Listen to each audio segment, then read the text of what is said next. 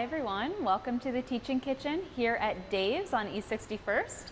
My name's Juliana Brace. I'm a registered dietitian with Sodexo at University Hospitals. And I'm Ryan Hamel. I'm the System Culinary Manager with Sodexo and University Hospitals. Chef Ryan's got a really cool recipe for us today, and it features chickpea flour, which is made from grinding up dried chickpeas. Chickpeas, also known as garbanzo beans, are technically a pulse, which is the edible seed of a legume plant.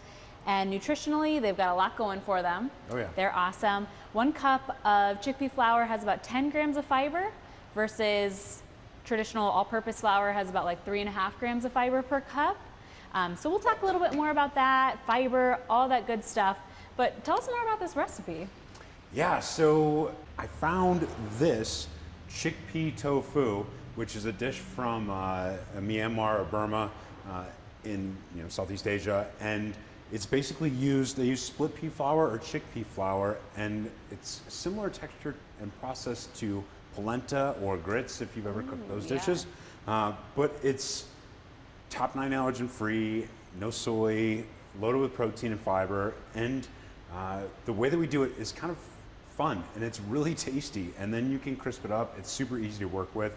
The process goes quickly and you can pretty much put whatever you want on it. So I wanted to have some other different items like tempeh and seitan to try, and we'll probably do that in the live demo, but today I just wanted to focus on this, and I thought it was really cool. We're giving it a shot, and it turns out it's really fun and easy. So let's go ahead and let's get into it. Awesome. Some key ingredients, like Juliana said, we have the chickpea flour. This is Bob's Red Mill. It's available on Amazon.com, Whole Foods, local grocery stores, whatnot. So we use that, and then we've got a couple spices here. I've got actually just a little bit of sugar because we're using turmeric, ground turmeric in this dish, and you could use fresh turmeric too. But we're using dried ground turmeric, and the sugar balances some of the bitterness in the turmeric. And then I've got a little bit of garlic powder for flavor, and it actually kind of smells like yellow mustard, because turmeric is a big ingredient in French's mustard, which gets everywhere, so just be careful with it, and it is very yellow. And I've got a couple cups of the chickpea flour here. This goes right in. This is super easy to make. Whisk it together, and then we're going to add, I think it's about a third of the water that we're going to use total. I've also got some water going here, coming to a boil, and really we're going to boil this flour after we make a paste out of it for 5 or 6 minutes, and it's going to tighten up very quickly. So I've got some water here. We're going to add that, and just whisk it until all the lumps are out. The chickpea flour doesn't have any gluten in it, so it's not going to lump up like AP flour would. Yeah. And it's kind of like, it looks like pancake batter almost once you get the turmeric in there. It's kind of like bubbly. Yeah. And we've also got a small pinch of kosher salt that goes in there. And I'm making a double recipe here just because I found it's a little bit easier to work with a little more. And then I've got the rest of my water at a rolling boil. And we're going to pour this right into here while we're whisking. And if anyone's ever made pudding before or polenta or grits, the process is very similar. You want to keep moving it around because it will stick to the bottom and it will get thick quick. So we're going to keep this on high heat until it starts boiling, and then we're going to cut the heat down to like medium and just keep it moving for about 5 to 6 minutes. And if it does start boiling on you, just be careful because it'll stick and it can kind of turn into lava here. So I'm going to turn this down, and we're going to come back.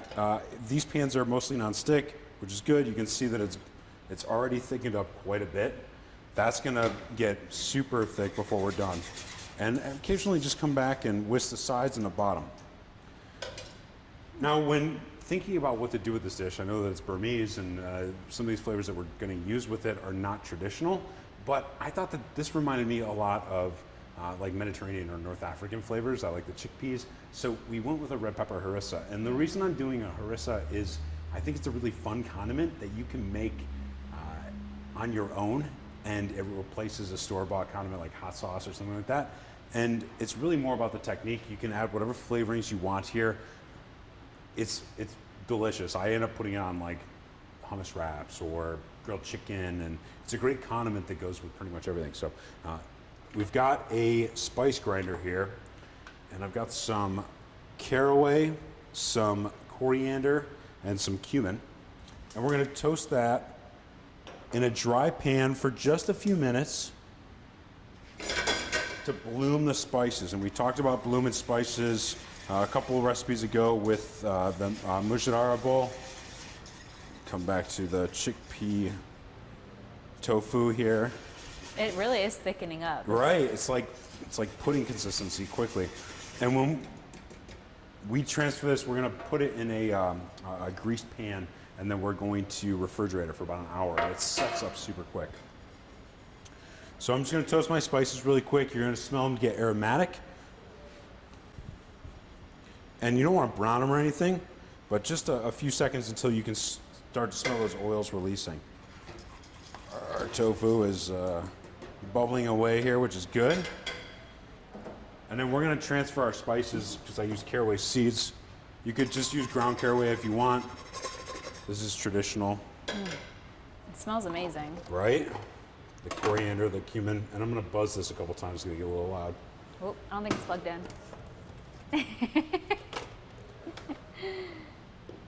There we go. This is a coffee grinder. It's actually pretty quiet. I'm Yeah, impressed. this is pretty quiet. You can wash this out by throwing like a teaspoon of dry rice in there and zipping it, and then hitting it with the dry cloth, and it'll clean out really nice. That's how we do it. Okay, and if you don't have one, you're okay to use the dried spices, Yeah, but you use ground still spices. bloom them? Totally Okay. fine. Yep. All right, so now we're gonna take some extra virgin olive oil into the pan, same pan that we use the spices for. That's fine. And I've got a couple cloves of garlic that's going in there, and we're gonna work that around until the garlic is aromatic but not golden brown. We don't want to burn it.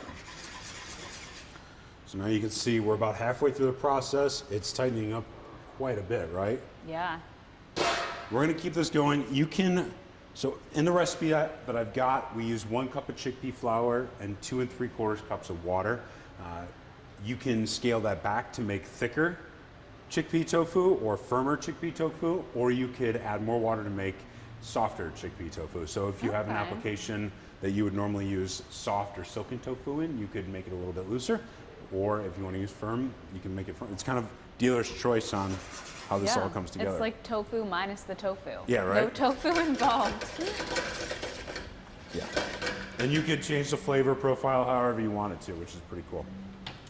All right, so we've got our, this is starting to look pretty good.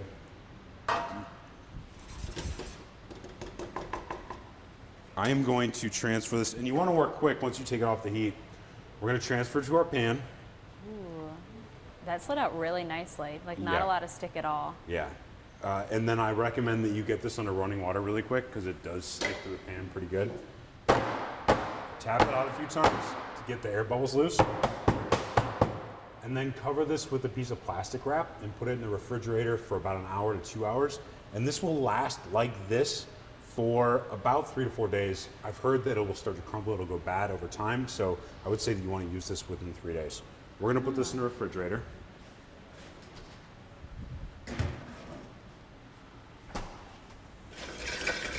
And after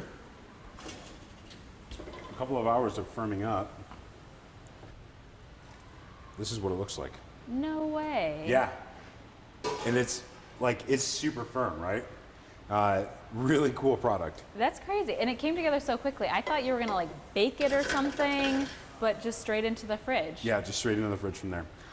Okay, I've got my garlic, quite aromatic over here. I'm gonna add my spices to this for my harissa. And we're gonna toast those, just kind of pull them all together just for a second. And then we're gonna build this harissa. So I've got a blender here. You can use a food processor, whatever you want. I'm borrowing Chef Tony's blender because I like to play with it. And the garlic and those spices and the olive oil go on the bottom. And then I've got some roasted red peppers here. You could use canned roasted red peppers, or you could roast your own, whatever you choose. Traditionally, there's some African chilies that would also go in this.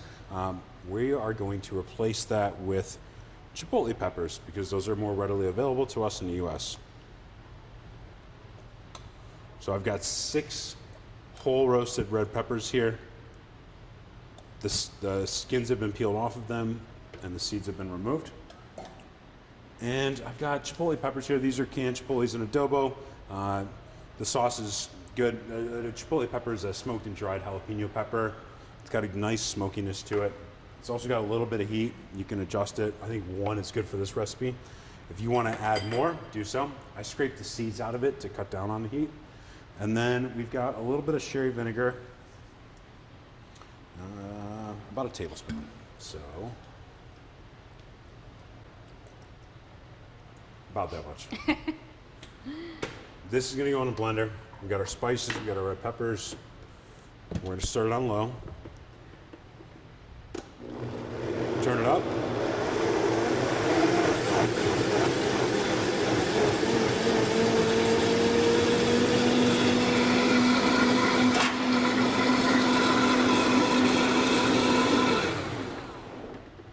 And then I'm going to drizzle in extra virgin olive oil. I got about a half cup here. Variable.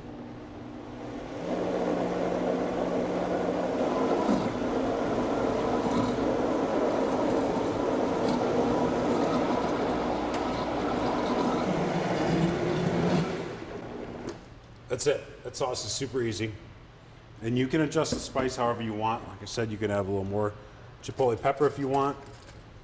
We're gonna add a little bit of salt, a little bit of pepper. Give it a good stir.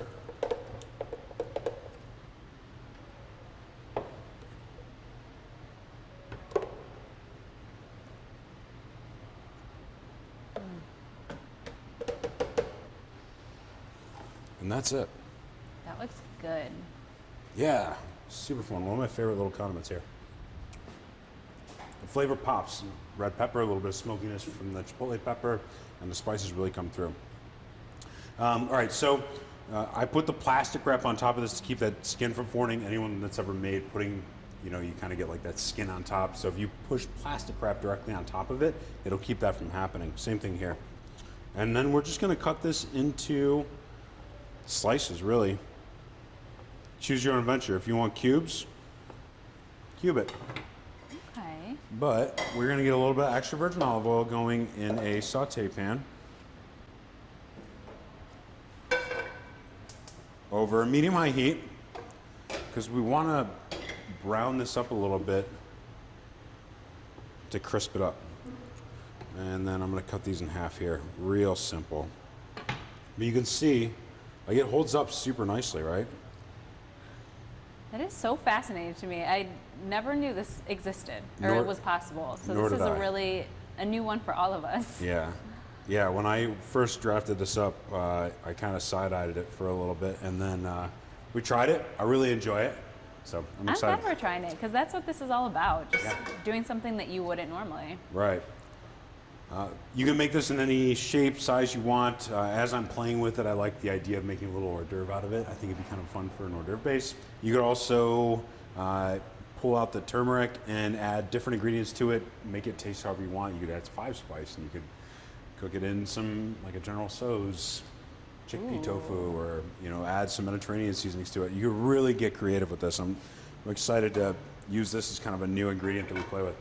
So this is going to go in the extra virgin olive oil, and we're just going to brown them up for, it's going to take a few minutes here. Golden brown on each side, and then I turn them once to brown the other side, and then when I was done browning the other side, I flip them back over one more time just to kind of put a little bit of extra crust on them because I like that. Ooh, careful in there. And then after you pull them out, Wow, TV magic. this is what they look like. And then we're just going to take our red pepper harissa. And this is just like a real simple Yum.